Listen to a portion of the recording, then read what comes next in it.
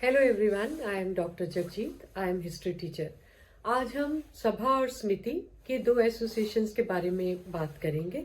ये जो एसोसिएशंस हैं, ये एंशिएंट इंडियन टाइम में दो पॉलिटिकल एसोसिएशन। इन दोनों एसोसिएशंस को आज के समय पे हम लोकसभा और राज्यसभा के साथ में कंपेयर कर सकते हैं। और इन दोनों एसोसिएशंस का जिक्र जो है ऋग वैदिक पीरियड, लेटर वैदिक पीरियड दोनों में आया है। मीन्स के ये बहुत इंपॉर्टेंट एसोसिएशंस थी। जो सभा है वो उच्च सदन, जैसे हम राज्यसभा की बात करते हैं, जिसमें स्पेशल लोग जैसे राजा के कुछ रिश्तेदार या कोई बड़े मंत्री या कुछ जो ओहदेदार जो व्यक्ति हैं वो इसमें शामिल होते होंगे। और समिति जो है ये कॉमन लोगों में से चुने गए कुछ लोग, जैसे लोकसभा में कॉमन लोग जो हैं चुनाव के जरिए वो शामिल होते हैं, ऐसे ही समिति के अंदर जो मेंबर्स हैं वो कॉमनर्स भी जो हैं वो होते थे, ताकि आम जनता की भी जो है वो सुनवाई हो सके। राजा अपनी मर्जी से सब फैसले ले सकता था, पर ये देखा गया है कि सभा और समिति की राय के बिना शायद ही कोई फैसला जो है वो राजा के द्वारा लिया जाता था। तो सभा और समिति के अंदर, जैसे आजकल लोकसभा और राज्यसभा के अंदर बिल जो है वो पहले पेश किए जाते हैं, पहले लोकसभा के अंदर फिर राज्यसभा के अंदर, और फाइनली उस बिल को पास किया जाता है।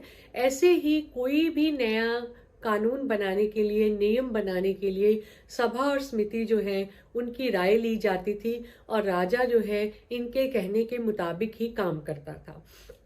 ये दोनों बेसिकली हैं तो पॉलिटिकल एसोसिएशंस, पर इनसे हमें उस समय का जो भारत का एंशिएंट टाइम है उसके बारे में सोशल सिस्टम भी पता चलता है।